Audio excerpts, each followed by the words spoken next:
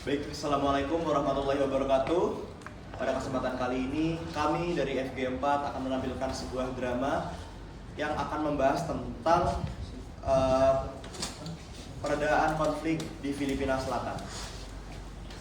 Filipina Selatan merupakan suatu wilayah yang ada di Filipina, dan di sana sudah tidak asing lagi terdengar suara tembakan. Selain suara tembakan, juga terdengar suara tangisan dari rakyat-rakyatnya. Di tengah-tengah itu semua, datanglah negara kita tercinta, Indonesia. Filipina sebagai negara saudara, negara yang sama-sama berada di Asia Tenggara, sama seperti Indonesia. Di sana, Indonesia melihat bahwa adanya potensi bahwa keadilan dan juga perdamaian masih bisa ditegakkan di sana.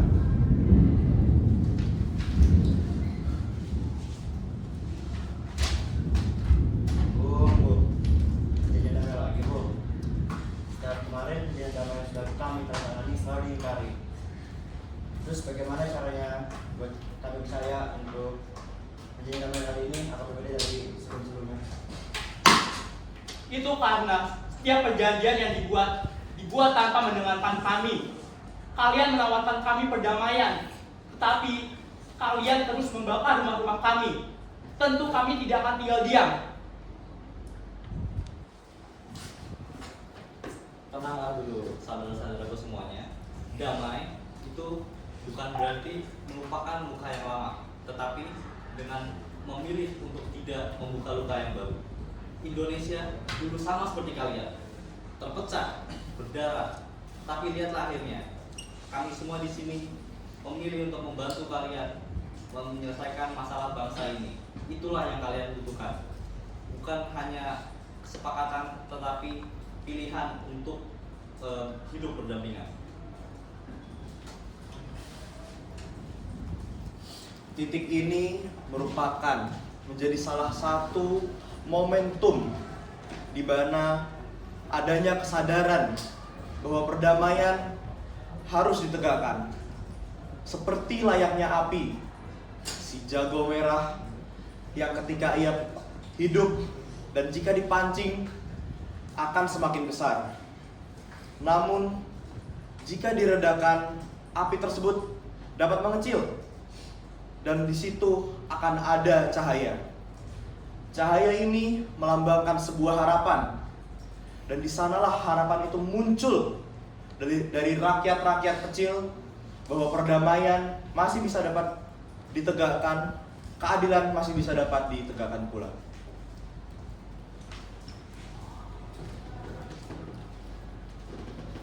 Saya bukan politisi. Saya cuma hanya anak. Saya hanya ibu dari hanya 2 anak. Saya janda yang ditinggal suami mati karena peluru yang nyasar. Saya udah gak punya rumah saya udah tinggal puing, udah tinggal debu. Tapi karena itu, saya percaya kalau damai itu mungkin. Dan saya juga, saya merupakan kepala keluarga. Saya harus menghidupi istri saya harus menghidupi 2 anak saya. Saya berdiri di sini di depan rakyat-rakyat yang menderita untuk menuntut supaya keadilan ditegakkan. Bukan seperti ini caranya.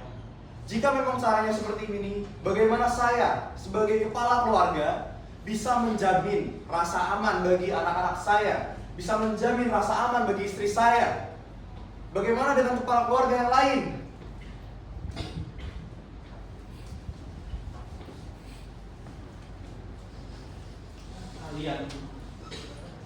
Kalianlah alasan kami terus berjuang sampai saat ini. Tetapi melihat anak-anak tumbuh di bawah bayang-bayang senapan, aku pun jadi ragu. Apa benar jalan yang kami ambil selama ini?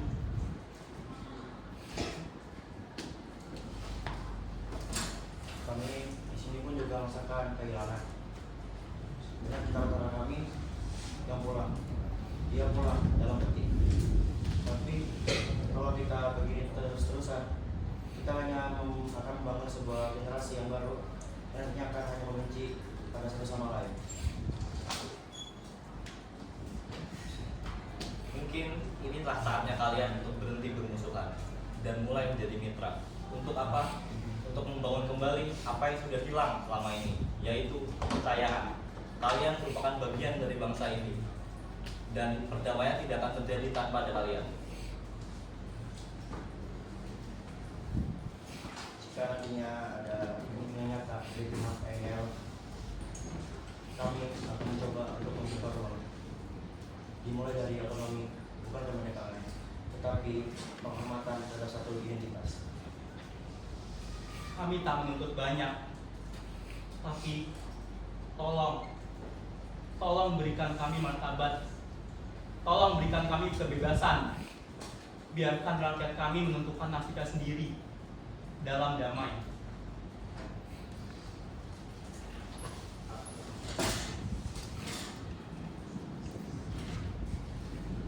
Perdamaian merupakan perjalanan yang panjang, dan setiap perjalanan harus dimulai dengan langkah yang kecil. Kami, Indonesia, hanya membukakan jalan untuk kalian. Sisanya, pilihan ini, damai ini, ada pada pilihan kalian. Jangan sia-siakan kesempatan itu. Ini membuktikan bahwa keberanian adalah ketika kita dapat menaruh senjata kita daripada mengangkatnya, di mana kita dapat sadar bahwa rakyat yang tertindas itu bukan hal yang patut untuk kita benarkan. Titik ini merupakan awal di mana Filipina Selatan mulai berdamai hingga pada akhirnya rakyatnya dapat hidup. Di sini saya sekaligus ingin mengajak rekan-rekan mahasiswa sekalian untuk dapat sadar akan adanya perdamaian, untuk sadar untuk menegakkan keadilan seperti tujuan negara kita, yaitu Indonesia, melaksanakan ketertiban dunia. Salah satunya adalah dengan memperjuangkan perdamaian, dan ini merupakan salah satu contoh bagaimana Indonesia memperjuangkan kedamaian tersebut. Sekian dari kami, Fokus Grup 6. Bila memang ada kesalahan, mohon dimaafkan. Terima kasih.